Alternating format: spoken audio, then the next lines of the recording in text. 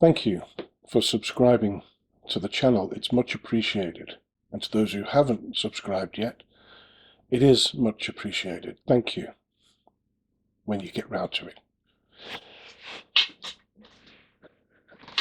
My table's a little bit, I feel like Dennis Waterman.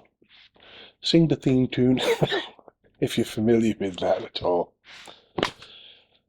Right, okay, what we want to talk about today is sentences.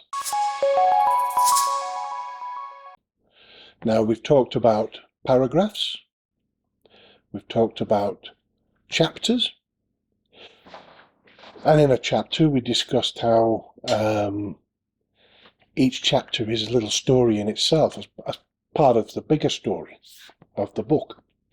And we looked at paragraphs as being little stories again in themselves as part of the chapter and as part of the bigger book. And now we're looking at sentences, which again are kind of little stories, little mini stories, if you like, in themselves, which go into the chapters. So what's a sentence?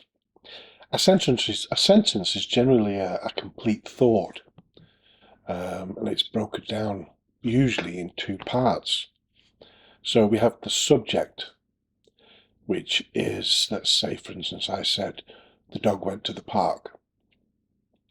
The subject is the dog, and the rest of the sentence is the predicate, which is the story about the subject. So you can see how a sentence can be broken down like that, as its own little story. And a sentence generally starts with a capital letter, and it ends with a full stop, or a punctuation of some description. Now you can say, well, a question mark. It can end in a question mark. It can end in an exclamation mark. Now what you'll notice about those punctuations is the style of them. You've got the question, and you have a full stop at the bottom of it. You have an exclamation, and you have a full stop at the bottom of it. And then there's other punctuations, and they kind of go the same way. There's generally a full stop in there somewhere. And so that's it. It's a capital and a full stop. Now, it needs to be more than one word. It needs to be a little story. So dog wouldn't work on its own as a sentence.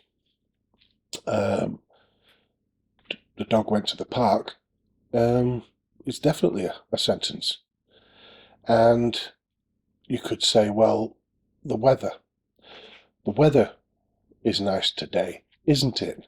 Now it's a question, but it's a sentence, and it starts in a capital and it ends in a punctuation, and you'll notice again there's a little full stop at the bottom of that punctuation.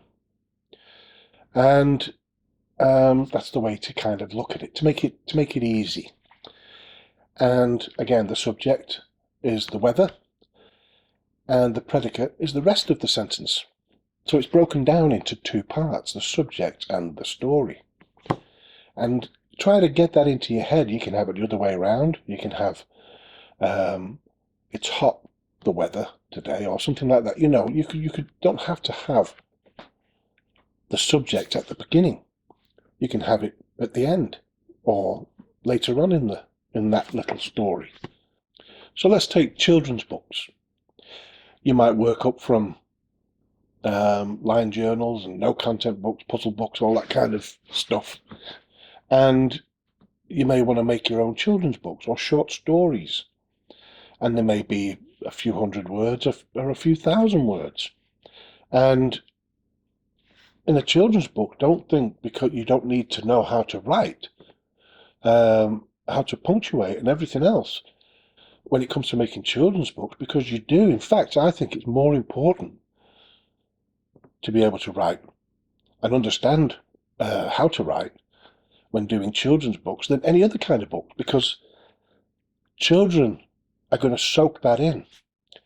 And if you want it to get into the mainstream, you know, and then maybe get into the curriculum or something like that, or, you know, teachers take it on board, It's going to have to be written well. It's going to have the right punctuation. It's going to have the chapters set out well. It's going to have the punctuation in all the right places. It's got to be understood by the child. So, yeah, don't think because you're only stringing a few sentences together or a short paragraph in a children's book, you don't have to go to that much trouble. You have to go to more trouble, in my view, because it's going to reflect on their life in the end, whereas an adult will go, oh, look at this, the way they've spelt that, or the way they've put that together, and they may give you a bit of a bad review. But with the child, it could lead to complications with what the teacher wants to teach them and what they're reading. So yeah, it's super important. Even just a sentence in a children's book, it has to be right. Right, so if you go to my YouTube channel, and if you go to videos, you get a whole list of videos. And there's over 100 videos just on self-publishing. Yeah, there's a lot of low content information there. But there's a lot of information there on all aspects of self-publishing. You know, you may get to sites that are all about low content, and you may need to know more. You may get into self-publishing. You may go, I want to learn more. I want to become an author. You're not going to be an author with a lined journal. You might make some money, but you're not going to be an author, and that may be somewhere you want to go.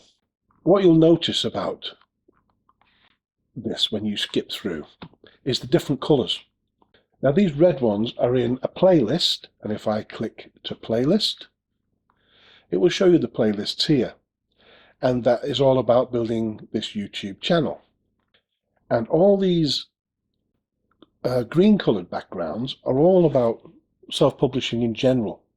So they'll cover all kinds of different things with low content books, lots of other things on not just low content books, all kinds of self-publishing. And then we go to these, which are like a turquoisey colour. If we go to playlists and we view full list, we've got all information here about creating your own book, and we're going to be covering all kinds of things so that you can get a full book, a long form book going yourself. You'll create chapters, titles, content information, the margins. You'll create the whole thing in this as we go along. Close unsightly gaps between words, which is kerning and hyphenation. You'll learn about that because sometimes you get a sentence which you'll be working on, and when you've aligned that sentence so that the text reaches both edges, you can end up with big gaps between some of the words, and it looks terrible. It really looks awful, and you need to close them gaps up. And we go on to pages. There's copy editors, proofreaders. Do you need them, and do you need both? We've got the book chapters, we've got how to write a book and become an author, getting started, paragraphs, and how to pair fonts. And we're working on different ones each time. For example, this one on sentences will go in here. And that's it. So I hope that helps, and thank you.